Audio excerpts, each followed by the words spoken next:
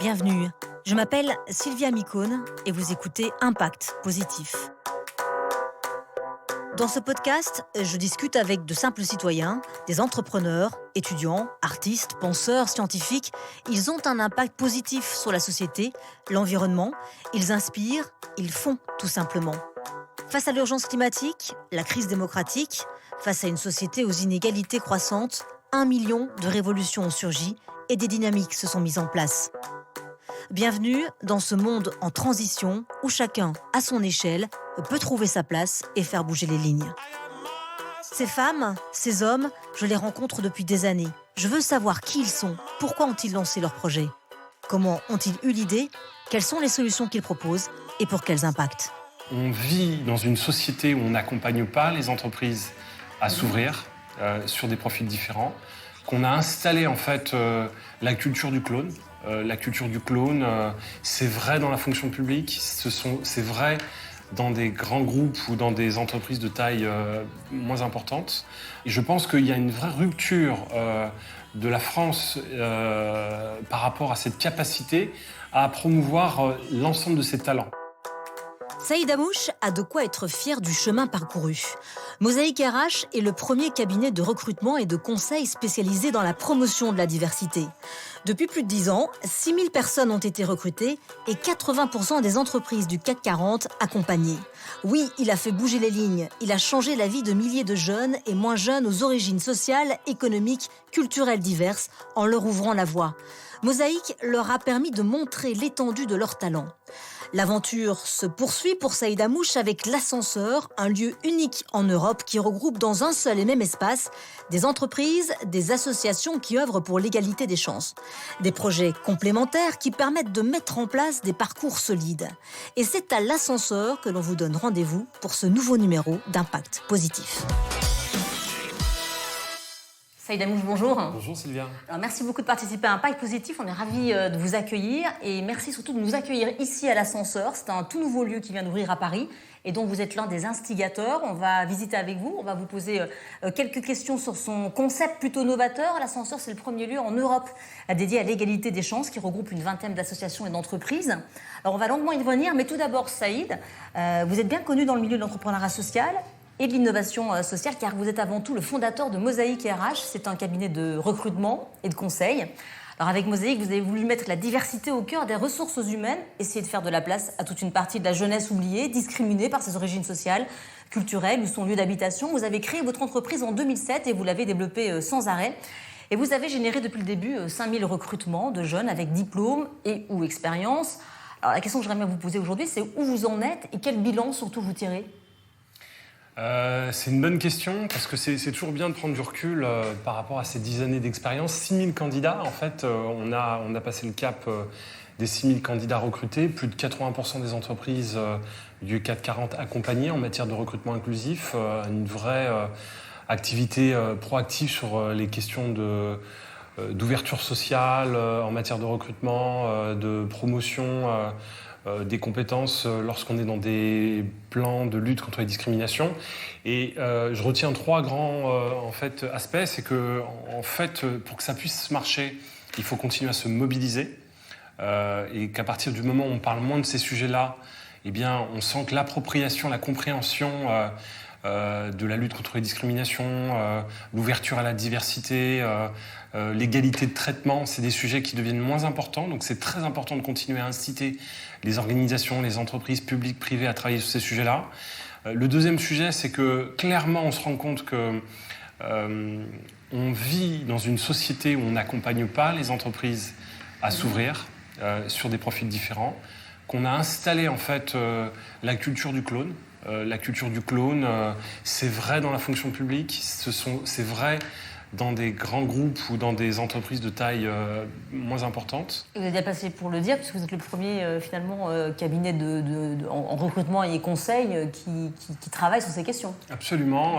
On est aujourd'hui, en fait, on se rend compte qu'il y a un vrai effort pour pouvoir accompagner ces entreprises à s'intéresser à des profils peut-être qui n'ont pas fait l'ENA lorsqu'on s'intéresse à la fonction publique ou qui n'ont pas fait les grandes écoles, mais qui sont pas moins des candidats de qualité. Et je pense qu'il y a une vraie rupture de la France par rapport à cette capacité à promouvoir l'ensemble de ses talents. Et je pense que une des raisons qui explique pourquoi la France est en retard aujourd'hui en matière de développement, par rapport aux États-Unis, par exemple. Par rapport aux États-Unis, par rapport à d'autres pays européens, c'est aussi parce que la France n'a pas su, en fait, investir dans du recrutement inclusif. Et je crois que ça, c'est quand même important à adresser. Et puis, le dernier point, je trouve qu'il y a un sujet qui est aujourd'hui un sujet stratégique, puisque c'est aussi une source de performance économique. Le cabinet McKinsey nous démontre depuis peu que lorsqu'on investit dans des plans de recrutement qui intègrent la diversité, c'est plus de 35% en fait, de valeur ajoutée d'un point de vue économique. Donc c'est important, en fait, d'un point de vue économique, de s'intéresser aussi sur ces sujets-là. Eh bien, il faut mesurer, il faut compter, il faut être capable d'observer, en fait, le processus de recrutement des entreprises et savoir si, à un moment donné, on est bon ou pas bon sur ces sujets-là. Et si on n'est pas capable de tracer ça d'une manière très régulière, c'est comme lorsque je prends ma voiture et que je passe le périph', à un moment donné, eh bien, j'ai des radars qui me disent tu vas trop vite ou tu es vraiment dans la norme en fait, qui est attendue. Et aujourd'hui, il n'y a pas suffisamment de radars qui permettent de mesurer la température et de faire progresser en fait, ces entreprises. Et ça génère en fait, des inégalités, ça génère de la perte en création de valeur ajoutée et ça génère en fait, une incompréhension d'une grande partie des citoyens, puisque je rappelle que la France et sa diversité, c'est une majorité des citoyens français. Et quand vous dites que la France, elle n'a pas investi dans le recrutement inclusif, qu'est-ce qu'elle aurait dû faire ? Eh bien, on constate, vous voyez, quand un mouvement des Gilets jaunes se met en place, c'est qu'on n'a pas écouté une partie de la population. Et pourquoi on ne l'a pas écouté ? Parce qu'une partie de la population décide pour une grande majorité, en fait, qui sont aujourd'hui peut-être occupés par des préoccupations qui ne viennent pas alimenter le pouvoir, ou en tout cas le décideur final. Et je pense qu'en ayant en fait une ouverture, en recrutant des candidats qui viennent de toutes parts, évidemment avec un critère d'exigence, il s'agit de recruter des personnes compétentes sur des postes qui sont disponibles et ouverts. À partir du moment où on est capable de faire un sourcing, de mettre en place des stratégies d'identification de profils de qualité, eh bien on fait remonter en fait dans les processus de recrutement des personnes, des profils, des individus qui sont capables d'expliquer comment on doit organiser l'entreprise. Alors, donc du coup, si on peut un peu résumer, vous n'avez pas fait que créer Mosaïque, vous avez aussi tissé des liens avec plein d'entreprises, plus de 250. Alors, je ne sais pas si le chiffre est exact, peut-être qu'il y en a plus aujourd'hui. Vous avez inséré le sujet dans le débat, fait avancer la problématique. En fait, c'est 2 jobs en un que vous faisiez, à la fois patron d'entreprise et en quelque sorte plaidoyer, voire du lobbying. On fait partie de cette race d'individus qui sont en fait des citoyens qui refusent en fait la féodalité et qui ont envie de reconstruire une France plus juste, plus égalitaire. Et donc, comment on travaille ? Eh bien, c'est de pouvoir à la fois diagnostiquer un problème, mais aussi mettre en place des solutions avec nos humbles moyens. Et on s'est rendu compte que la réduction des inégalités à l'emploi, la promotion de l'égalité de traitement passait par proposer des profils qui étaient dans nos réseaux, qui avaient moins de chances que les autres, parce qu'ils sont de familles populaires, parce qu'ils habitent des territoires défavorisés qui portent un préjugé trop fort, parce qu'on est d'origine culturelle différente, parce que ce sont des universitaires et pas des grandes écoles. Eh bien, toutes ces populations-là, à compétences égales, lorsqu'on s'intéresse aux territoires défavorisés, c'est 2,5 moins de chances à compétences égales d'accéder aux entretiens de recrutement. Et donc ça veut dire qu'à un moment donné, ces profils qui sont des profils de qualité qu'on présente dans les processus de recrutement des entreprises, eh bien c'est aussi une manière d'apporter des solutions qui marchent, puisque in fine ils sont recrutés et c'est même des gens qui sont dans la surperformance, parce que c'est des entreprises qui nous le racontent quand elles disent « Ok, on a joué la carte du cabinet de recrutement Mosaïque RH et on est fiers et on a envie de continuer avec vous ». Et c'est aussi ça qui explique le succès de Mosaïque RH, cette capacité à monter des partenariats qui ont été en croissance de 30% chaque année depuis 10 ans. Et d'ailleurs, l'étude dont vous parliez tout à l'heure, elle a également montré que finalement, vous avez fait épargner de l'argent à la collectivité. Ça, c'est aussi important, finalement. Alors, il y a une seconde étude, effectivement, qu'on a menée et on s'est rendu compte, quelque chose de très intéressant, c'est que quand on s'intéresse, en fait, à des populations qui ont moins de chances que les autres et qui donc subissent le chômage, le fait de faire la promotion de leurs compétences auprès de recruteurs, de faciliter les mises en relation, et bien, in fine, ça leur permet de retrouver du travail beaucoup plus tôt. Donc on est vraiment dans une logique préventive et on s'est rendu compte que ça générait une économie pour la société de plus de 10 800 € par candidat. Et quand on fait la multiplication entre les 6 000 candidats que nous avons placés et les 10 800 € générés, on est à plus de 55 millions de gains économiques pour la collectivité. Et ça, c'est hyper intéressant au moment où on cherche à boucler le budget de l'État, avoir des mannes où on est capable de récupérer 50, 100, 150 millions, eh bien ça fait du bien aussi pour l'équilibre budgétaire. Alors vous le disiez, on a toujours eu du mal en France à comprendre que la diversité, elle a du bon dans les entreprises, les écoles, toutes les diversités, pas simplement d'origine. Vous organisez votre top 10 des recruteurs de la diversité via votre fondation. Vous mettez des trophées, donc ça veut dire que finalement ça progresse quand même un peu ? Alors, toujours dans la continuité de ce que je vous disais, nous on pensait que c'était important d'agir, proposer des solutions, faire en sorte que ces solutions marchent, faire en sorte que ces solutions trouvent leur propre modèle économique. Ce qui est très intéressant, c'est que je vous parle quand même d'un sujet qui est purement social, mais qui a trouvé son modèle économique. Aujourd'hui, nous ne dépendons pas de subventions publiques pour traiter en fait les questions de lutte contre le chômage. C'est intéressant. Et force de ces constats, on s'est rendu compte que ce dont on avait besoin, c'était aussi de valoriser toutes ces entreprises qui étaient engagées, et les engagées de la première heure. Et faire savoir que lorsqu'on recrute dans la diversité, c'est très positif pour l'économie et donc pour l'équilibre social. Et donc on a décidé, en fait, avec le gouvernement et notamment le ministère de l'économie, de faire une espèce de classement des 10 meilleures initiatives. C'est un bilan annuel qu'on dresse et qui permet de mettre en perspective des entreprises qui agissent particulièrement sur le recrutement inclusif. Alors, on connaît l'état de l'égalité des chances en France. L'OCDE a tiré des constats plutôt graves l'an dernier dans une étude en indiquant que l'inégalité des chances restait une réalité dans le pays. L'ascenseur social était toujours en panne. Vous avez donc voulu le ressusciter en quelque sorte avec votre projet de clin d'œil pour le nom du lieu. On rappelle juste quelques éléments. La mobilité intergénérationnelle, elle est extrêmement faible en France. 40% des enfants de cadre atteignent le niveau master, bac plus 5 contre 9% d'enfants ouvriers. Et puis surtout, il faut plus de 6 générations pour voir un Français partir de tout en bas de l'échelle des revenus, atteindre la moyenne.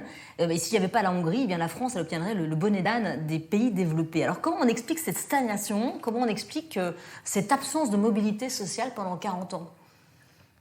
Moi, je pense qu'on est dans une société qui, d'une manière inconsciente, fabrique des castes invisibles. Et j'ai un peu le sentiment que une fois qu'on est dans sa bulle, on reste dans sa bulle. Et chacun est dans sa bulle et on a des bulles invisibles qui, en fait, ne communiquent pas entre elles. C'est le propre même d'une bulle fermée. Et on a besoin aujourd'hui de venir avec notre aiguille et de percer ces différentes bulles pour faire en sorte que les gens se parlent, se rencontrent et construisent une société idéale où chacun, en fait, en fonction de ce qu'il apporte, puisse trouver sa place. Et donc, cette vision de société, en fait, on ne peut pas la faire seule. On l'a vu, nous on a décidé de s'occuper de ce sujet-là à travers l'emploi. On essaye de militer pour faire en sorte que le gouvernement comprenne qu'il faut aussi investir sur ces sujets-là. Mais il y a d'autres champs sur lesquels il faut travailler, le champ de l'éducation, sur le champ... il y a d'autres leviers sur lesquels... Oui, parce que l'éducation ne gomme pas du tout les différences socio-économiques des élèves, c'est ce que dit aussi cette étude, et c'est en France où le milieu social influe le plus sur les résultats scolaires. Exactement. Et donc on s'est dit, avec d'autres acteurs qui partagent cette vision de la société, qui ont pris leurs responsabilités en portant des initiatives qui ont un fort impact social, peut-être qu'on pourrait se retrouver régulièrement sur un même lieu, peut-être qu'on pourrait partager nos moyens, partager nos lieux, partager nos réseaux, partager nos idées, faire de l'ingénierie commune et fabriquer en fait des solutions d'un autre niveau, beaucoup plus puissantes. Et on voit bien que lorsque on est à 20 structures telles qu'Article 1, Institut Télémac, lorsqu'on a des structures de ce type, eh bien on est capable d'avoir un discours fort et très direct auprès de décideurs économiques ou politiques. Et on voit bien qu'on a réussi à convaincre la BNP au plus haut niveau en fait, de l'organisation. Et on a fait de l'ascenseur une expérience collaborative avec la BNP, des acteurs associatifs et demain les pouvoirs publics. Et on est ravis de pouvoir accueillir des bénéficiaires place de la Bastille, dans un espace de plus de 3200 mètres carrés, où on va proposer des temps de networking, des temps de coaching, des temps de mise en relation avec des entreprises. C'est ça, en fait, la dynamique sur laquelle on veut travailler. Et on va y revenir, mais avant cela, je voulais juste vous reposer quelques petites questions. Je discutais il y a quelques jours avec la responsable du Centre Égalité des chances de l'ESSEC, Chantal Dardeley, que vous connaissez bien d'ailleurs, et selon elle, le constat, il n'est pas si noir. Il n'y a pas de fatalité, pas de déterminisme, disait-elle. Il faut montrer que c'est possible. Est-ce que tout est possible ? Moi, je pense que c'est à la fois, on peut voir le verre à moitié vide, mais on peut aussi se rendre compte que, en ayant fait tous ces constats, la France est riche de ses solutions, est riche de ses citoyens, est riche de ses opportunités. Et effectivement, Chantal a raison, c'est-à-dire que tout est devant nous. On a la possibilité aujourd'hui de réparer nos problématiques sociales lourdes. Encore faut-il le vouloir, encore faut-il s'organiser correctement. Et donc moi, je suis assez optimiste. Je pense qu'aujourd'hui, vous voyez, l'ascenseur, c'est un projet qu'on a monté après plusieurs mois, mais on peut généraliser en fait l'ascenseur sur l'ensemble du territoire national. On peut travailler d'une manière beaucoup plus puissante à plusieurs, et moi je pense que voilà, tout est devant nous, à nous de construire des solutions beaucoup plus impactantes. Et vous en savez quelque chose, parce que vous-même, diplôme en poche, quand vous avez eu votre DESS, vous vous êtes retrouvé littéralement coincé, vous n'aviez pas les bons réseaux, les bons codes, et finalement vous êtes même devenu fonctionnaire, on peut dire presque par dépit finalement, parce que vous n'arriviez pas à trouver chaussures à votre pied. C'est sûr que quand on est en recherche d'emploi, il y a aussi la fonction publique, et la fonction publique, c'est passer un concours. Alors, donc, quand on a accès à l'information et qu'on a compris comment ça fonctionnait, eh bien, j'ai passé un concours. Alors, moi, évidemment, c'est toujours plus compliqué quand on habite la Seine-Saint-Denis, on le voit bien, hein, c'est les différentes enquêtes qui sont portées par les études scientifiques. Lorsqu'on habite la Seine-Saint-Denis, à compétences égales, on a beaucoup moins de chances d'accéder à un entretien. Mais sauf que je ne le savais pas à l'époque, donc je me suis construit dans cet univers-là, et j'ai eu la chance de passer un concours de l'éducation nationale, et j'ai passé 5 ans en fait à l'éducation nationale, avant de créer le groupe Mosaïque RH. Comment on fait pour lutter aussi contre l'autocensure ? Parce que c'est vrai que quand on vient de milieux populaires, quand on est d'origine modeste aussi, on n'a pas cette confiance en soi qui peut faire qu'on va soulever des montagnes, qu'on va vouloir aller au combat. Comment on fait aussi pour lutter contre cette autocensure qui fait que finalement on se dit bah non mais c'est pas pour moi, ou je suis pas capable, ou je vais pas y arriver, ou alors tout simplement j'ose pas y aller? Je pense qu'il faut... c'est pas très compliqué, hein. Il faut simplement réinstaller les 3 valeurs fondamentales de la République française, c'est-à-dire liberté, égalité, fraternité. Et donc du coup, le principe même de l'égalité, en fait, aujourd'hui, n'est pas respecté. On n'a pas d'égalité de traitement dans les processus de recrutement, on n'a pas une égalité, en fait, dans les parcours de formation, donc on le sait.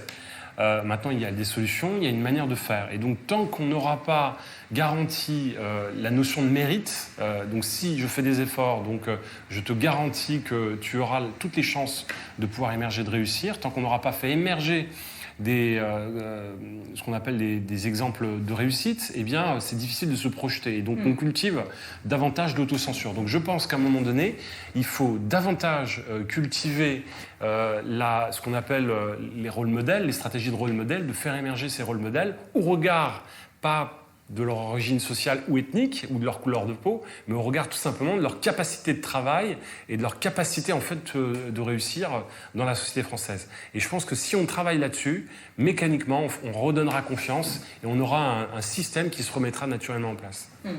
Alors, l'ascenseur, c'est donc dans la continuité de votre travail. Finalement, je voudrais vous demander comment vous avez décidé de créer ce lieu. C'est tout un bâtiment pour vous, 2 pas de la place de la Bastille, vous venez de le dire.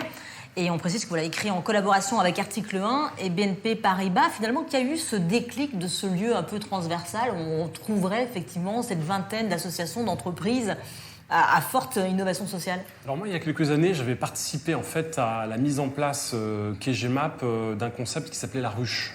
La ruche était un espace qui avait été mis à disposition pour des entrepreneurs sociaux. Donc avec Ashoka, avec d'autres, on se retrouvait en fait à la ruche. On a été les 5 structures de base.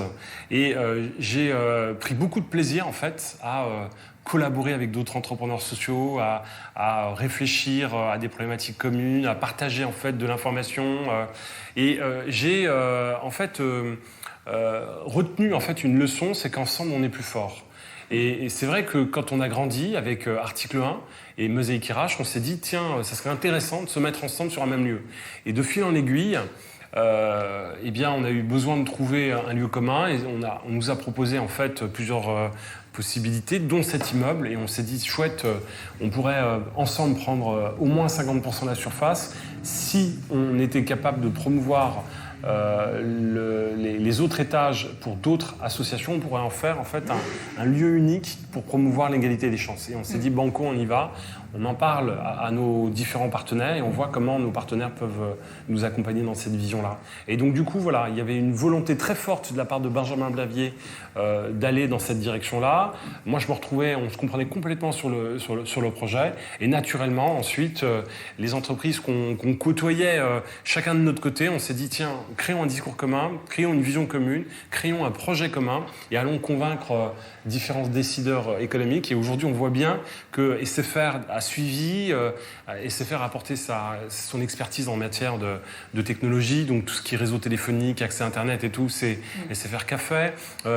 PwC, qui est une boîte de conseil en organisation, nous aide à formaliser en fait des processus de collaboratif pour être beaucoup plus efficace et de sortir des solutions. Donc on a le luxe de pouvoir travailler avec des entreprises prestigieuses. Oui, BNP Paribas qui vous a aidé à avoir le bâtiment et qui vous a vraiment aidé à monter ce projet, que ça a été difficile de les convaincre. C'est la première fois que je vois un investissement aussi qualitatif de la part d'une entreprise. C'est-à-dire que là, on n'est pas simplement dans la petite entreprise qui cherche à placer son logo et à faire du washing quel qu'il soit, mais on est vraiment dans une entreprise qui se dit tiens, les sujets de communication sont secondaires, on va d'abord essayer de voir comment on peut apporter de la valeur ajoutée dans cette réflexion. Et donc du coup, il y a eu la direction de l'engagement qui s'est mobilisée très fortement et c'est tout bête, mais on a finalisé la conceptualisation du projet avec eux. On a ensuite imaginé la manière dont on allait organiser la communication, le déménagement. Il faut savoir qu'aujourd'hui, ce sont les déménageurs de BNP qui nous ont aidés à porter nos meubles, à faire nos cartons, à venir habiter. Ensuite, on a eu la chance d'arriver à un moment où la BNP déménageait, donc libérer du mobilier. Donc on a récupéré du mobilier de la BNP. Enfin voilà, il y a eu une série en fait, d'actions sur le dernier semestre qui nous ont permis vraiment de mieux nous connaître avec la BNP et de travailler véritablement ensemble. Alors l'idée c'est d'accompagner le jeune pour pouvoir libérer tout son potentiel grâce au panel qui lui sera proposé ici, qui est installé dans cet immeuble. Je crois qu'il y a 200 personnes qui y travaillent, mais est-ce que vous pouvez nous parler de ces associations qui sont ici ? Alors, il y a différentes typologies d'associations. On a essayé d'être sur... alors d'abord, on a essayé de réagir sur la capacité de créer en fait des parcours communs. C'est-à-dire que, comme je le disais tout à l'heure, Article 1, qui est la fusion de Fratelli et Pasteur Avenir, le rôle d'Article 1, c'est d'amener en fait les jeunes issus de milieux modestes à accéder à l'enseignement supérieur. Une fois qu'on a accédé à l'enseignement supérieur et qu'on a décroché ces diplômes, ce qui est important, c'est de trouver le premier emploi. Donc nous, on devient... on se plug à l'issue du parcours d'Article 1 pour pouvoir aider en fait, ces jeunes à faire une première expérience en termes de stage ou une première expérience en apprentissage ou une première expérience dans le cadre d'un premier emploi. Et donc il y a une complémentarité. Et donc du coup, on a cherché à créer en fait des complémentarités à travers des acteurs de l'égalité des chances. Donc ça a été un premier paramètre. Et le deuxième paramètre, c'est qu'on a aussi dans le bâtiment des organisations qui ont énormément d'impact. L'Institut d'engagement, c'est aujourd'hui en fait une initiative qui a succès, qui a permis véritablement de faire bouger à travers l'engagement et la mobilisation de la jeunesse une partie de la population. Moi j'aime beaucoup en fait ce que fait Isabelle Giordano à travers Cinéma pour tous. Et c'est aussi permettre à des réalisateurs de venir présenter des films. C'est la démocratisation finalement du cinéma et c'est la voie de la culture pour tous qui est intéressante. Donc je trouve qu'il y a un lien évident qui s'est établi. C'est Time to Start, qui travaille sur la question de l'engagement et de l'entrepreneuriat dans les quartiers. Donc c'est aussi réussir dans la vie, c'est aussi réussir à trouver sa place en tant que salarié, mais aussi en tant qu'entrepreneur. Time to Start agit sur ces sujets-là. C'est aussi le choix de l'école qui travaille sur l'appropriation en fait des techniques d'enseignement et faire en sorte que cette nouvelle génération d'enseignants se sente à l'aise dans les territoires défavorisés. Donc comment on les accompagne, quel code on leur donne, comment on leur permet d'être à l'aise dans leur écosystème. Je trouve que il y a du sens en fait à travailler ensemble et à partager en fait nos différents points d'analyse. Et puis j'ai vu qu'il y avait aussi Eloquentia pour aider à prendre la parole en public, et aussi par exemple même Crésus qui lutte contre le surendettement. Donc là on a vraiment effectivement un panel assez global finalement. Crésus qui travaille sur la question, qui a un programme dédié à la jeunesse. Et donc on sait aussi que gérer son portefeuille, gérer en fait son pouvoir d'achat, c'est aussi ça participe à l'éducation. Alors, qui sont les personnes qui sont visées? Ce sont des jeunes, des moins jeunes, des personnes effectivement qui ont des parcours aussi atypiques. C'est quoi les exemples? Alors, ce qui est visé, c'est évidemment la jeunesse. Comment on investit davantage sur cette jeunesse pour faire en sorte que cette jeunesse trouve plus vite du travail, s'éduque mieux, puisse à un moment donné ne pas souffrir de l'autocensure, puisse vivre des expériences de vie extraordinaires pour pouvoir justement faire en sorte que l'individu à moyen terme, à court terme, se développe et s'émancipe. Ça, c'est la vision sur laquelle on est. L'idée aussi, c'est aussi de faire venir des entreprises finalement, et c'est de les faire rentrer dans cette vision globale. Donc c'est pour ça que vous allez les accueillir régulièrement. Alors c'est les entreprises, mais aussi les pouvoirs publics. C'est-à-dire qu'on a vraiment en fait l'envie de pouvoir proposer un guichet unique qui permettrait en fait d'interpeller le gouvernement, les différentes administrations centrales qui se questionnent aussi sur ces sujets-là, mais aussi des entreprises. Et quand on travaille avec des boîtes qui ont une réputation internationale, c'est intéressant de pouvoir proposer une série de solutions qui ont trouvé leur complémentarité pour pouvoir chercher beaucoup plus d'impact. On voit bien combien on peut être efficace dans ces logiques. Je vous propose qu'on fasse un petit tour. Avec plaisir. Vous faites visiter un petit peu. On va se balader, venez. Allons-y, c'est parti. On y va. Donc là, on est dans la zone d'accueil qui est ventilée en fait sur 3 axes. Donc on a d'abord les salles de réunion qui sont en face de nous et sur le côté, et puis un espace de conférence. Et donc là, on croise dans ce lieu-là, en fait, chaque matin, les différents collaborateurs de l'ascenseur. Donc là, on voit des membres de l'équipe d'Article 1. Et donc, et là, vous me disiez à l'instant, Saïd, il y a Bleu Blanc Zap qui est juste à côté. Ils sont en train de faire une conférence, une réunion.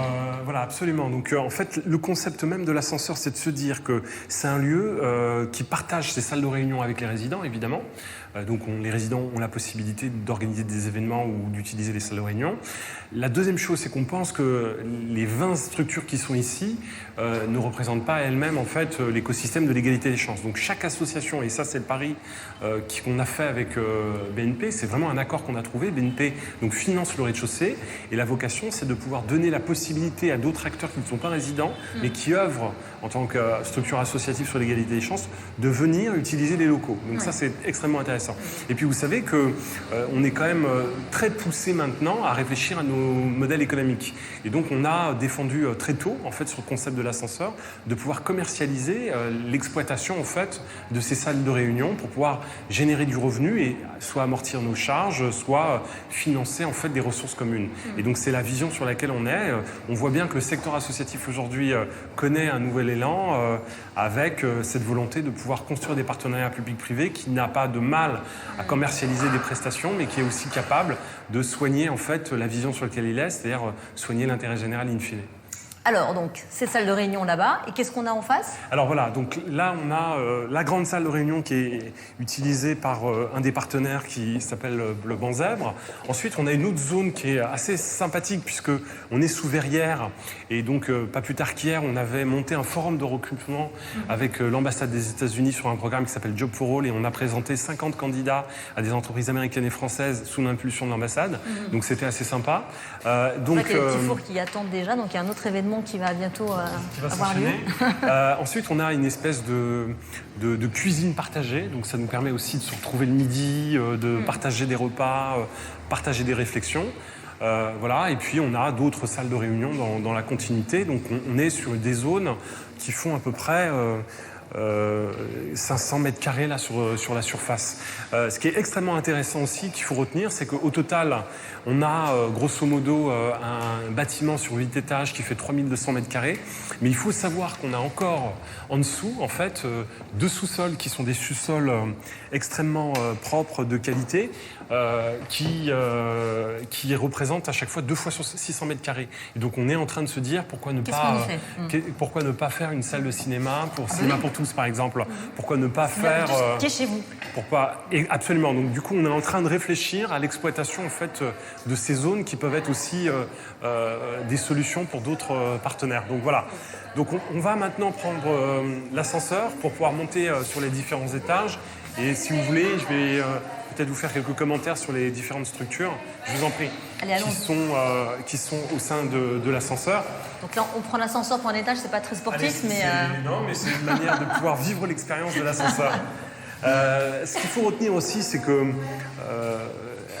ce qu'on a mis en place, c'est aussi une alchimie dans la manière de collaborer avec les entreprises. Aujourd'hui, on n'est pas simplement dans une relation prestataire, petite association qui œuvre pour la charité. Vous voyez, on a vraiment changé les codes et les relations. Et aujourd'hui, on essaie de créer des partenariats à impact social extrêmement efficaces. Donc là, on arrive au premier étage et on a 6 associations qui sont extrêmement complémentaires. Je vous en prie. Allez, merci. Pardon. Voilà, donc là on a 6 associations sur le palier. On va peut-être pas les visiter, mais vous voyez par exemple la question de l'égalité des chances concerne également le monde des médias.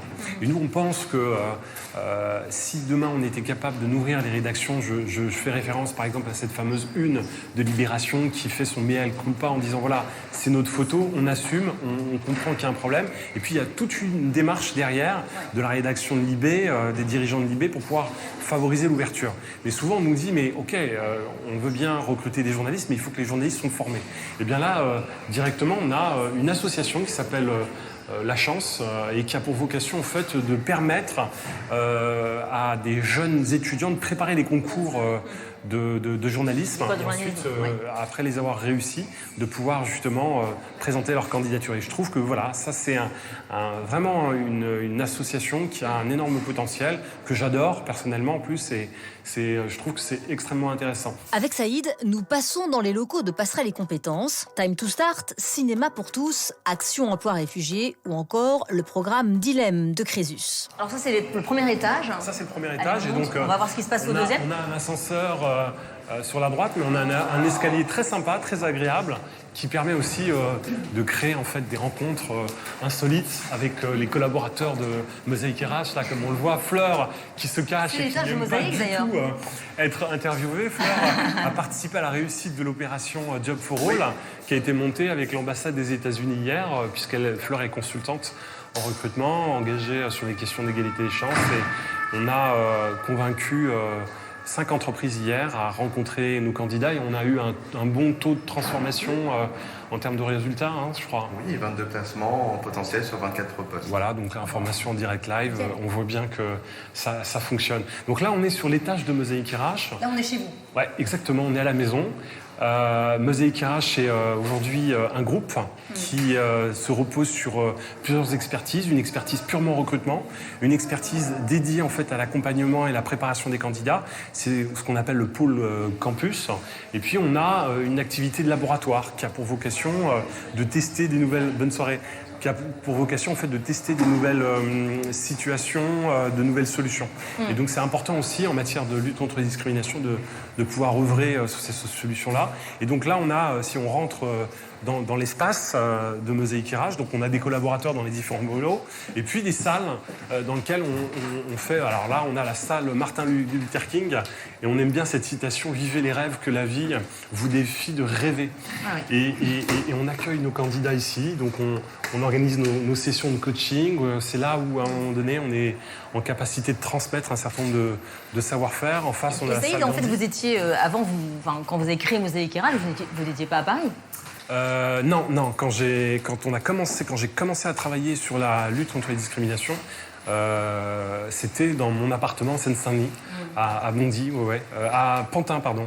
J'ai grandi à Bondy, mais les premières expériences ont eu lieu à Pantin, donc je me Et vois quand est-ce encore. que Mosaïque finalement est arrivé à Paris? Parce que j'imagine que vous êtes resté quand même. Alors très tôt, quand on a décidé de prendre des bureaux, on s'est dit ça serait intéressant plutôt que de s'installer en Seine-Saint-Denis, puisqu'on voulait avoir tout de suite en fait une dimension francilienne. On s'est dit c'est intéressant de pouvoir parler aux candidats qui habitent Évry, qui habitent le Val d'Oise, qui habitent Trappes ou qui habitent la Seine-Saint-Denis, de se retrouver à travers le RER sur Paris. Et D'accord. donc très rapidement on s'est positionné sur Paris.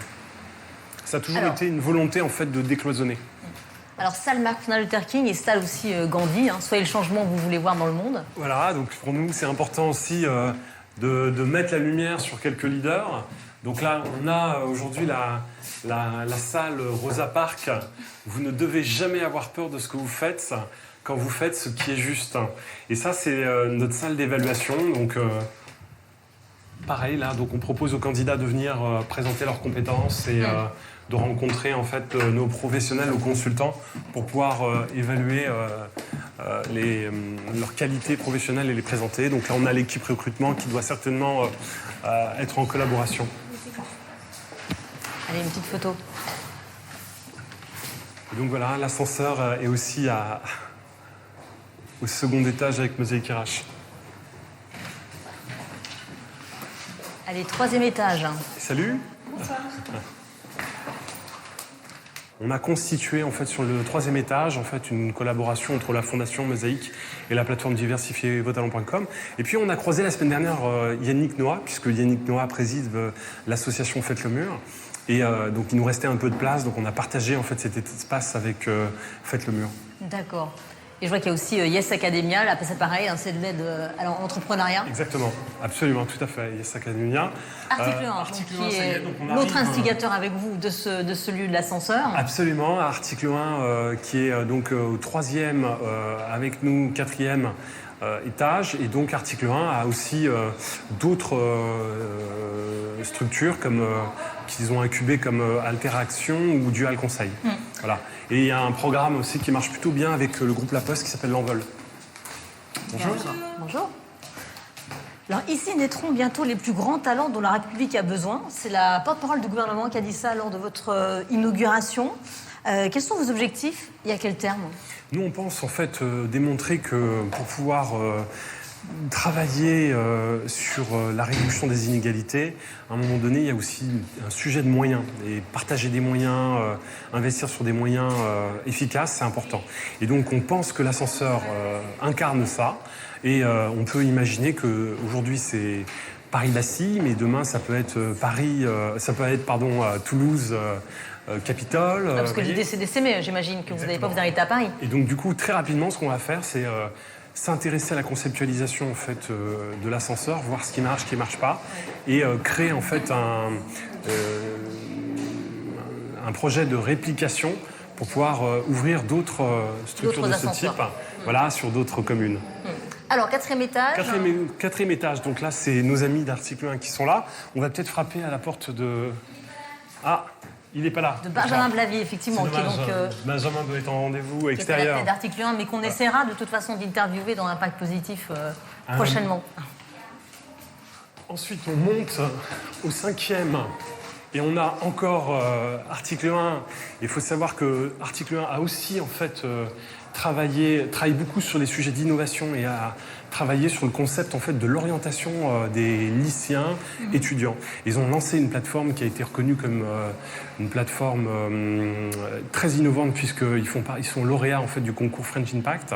Et la plateforme Job Ready aujourd'hui. Ils sont les pionniers du programme French Impact, article 1. Ouais. C'est plus de 15 000 étudiants qui bénéficient de ce service en fait qui cartonne. Donc voilà, pour pouvoir progresser dans son orientation professionnelle, j'invite tous les étudiants qui écoutent l'émission de Sylvia à venir se connecter sur jobready.fr.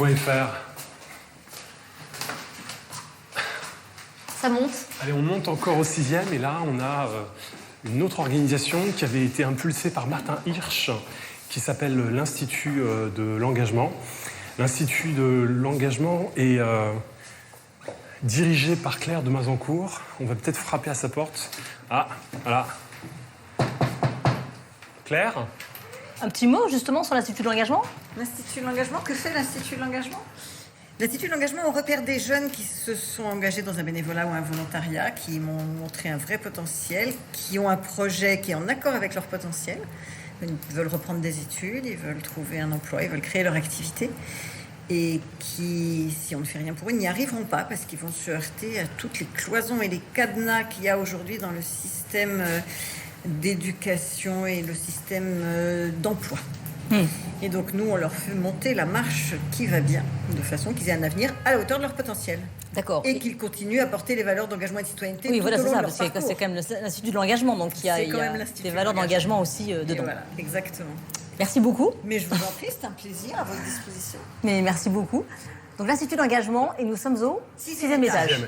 Et c'est important de rappeler que si l'Institut de l'engagement n'est pas là, et là aujourd'hui, c'est parce que justement on partage des valeurs communes sur cette volonté de faire progresser la société. Moi, j'entends encore Martin Hirsch défendre l'idée qu'il faut réinventer les partenariats avec les boîtes d'une autre manière, et c'est vrai que c'est impulsion. Pour la petite anecdote, Mosaïque RH a été lancé en 2007, et à l'époque, Martin Hirsch était haut commissaire à la jeunesse. Et un des programmes de politique publique qui nous a boosté, c'est la politique qu'avait menée Martin Hirsch à travers son haut commissariat à la jeunesse. Donc c'est important aussi de rappeler que ces liens, en fait, c'est des liens durables.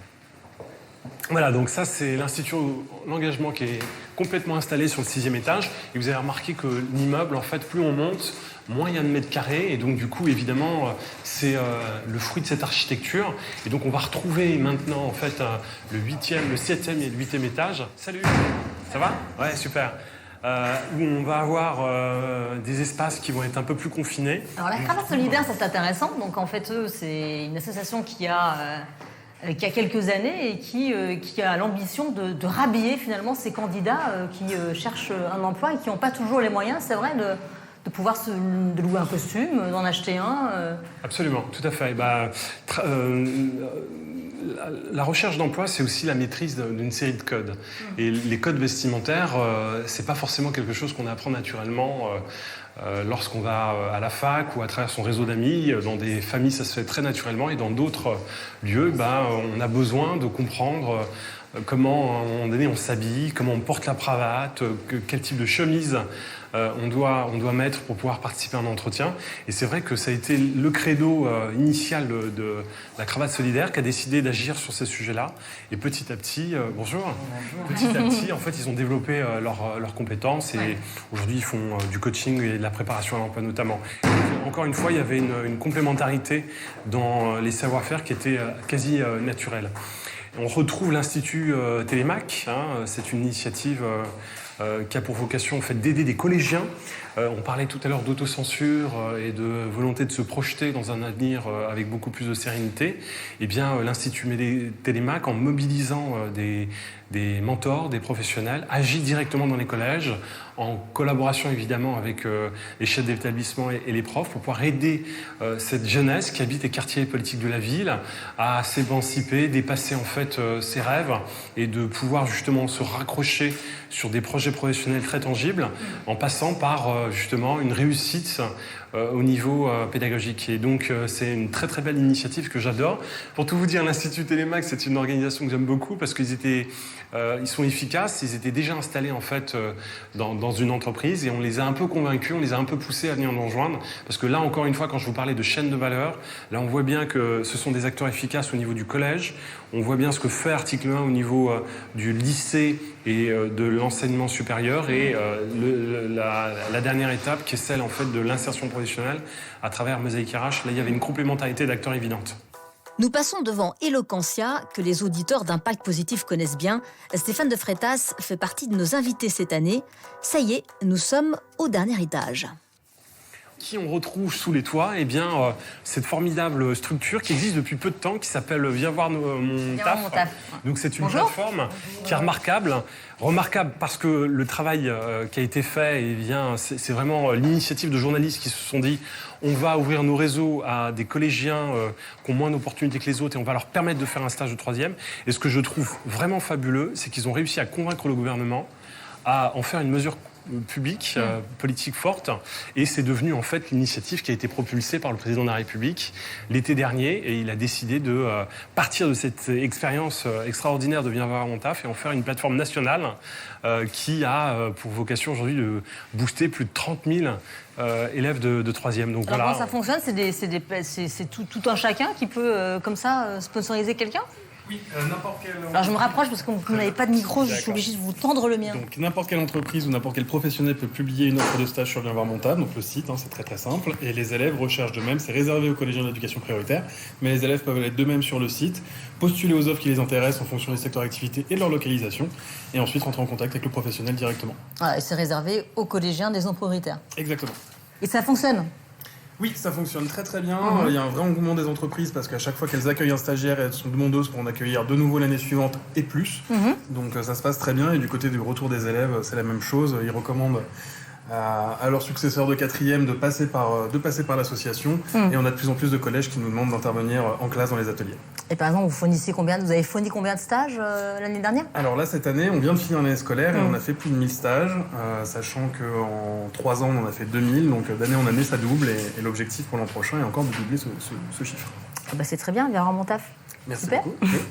Ce qui est formidable, c'est qu'on a une vue remarquable sur les toits parisiens à cet étage. Et quand on a une vue dégagée et un temps magnifique comme ça, c'est du plaisir au travail.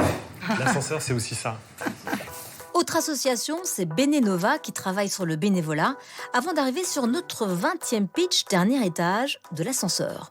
Il nous reste le choix de l'école. On va essayer de voir s'ils sont avec nous. On est passé Merci beaucoup. Et on va essayer de regarder sur l'autre palier du 7e étage. On a cette fameuse structure qui s'appelle le choix de l'école. Mais le choix de l'école n'est pas aujourd'hui présente. Ils sont certainement à l'école. Merci à Saïd Amouche, merci à l'ascenseur de nous avoir accueillis pour ce podcast sur place. Merci beaucoup de nous avoir écoutés. J'attends vos commentaires sur iTunes. N'hésitez pas à vous abonner, à partager cette interview si vous l'avez aimée et encore mieux, à nous noter 5 étoiles si vous avez passé un moment inspirant avec nous. Rendez-vous sur notre compte Twitter @ipositif au pluriel pour toutes les infos, ainsi que sur notre compte Instagram Impact Positif le podcast. Et on se retrouve très vite pour un nouvel épisode.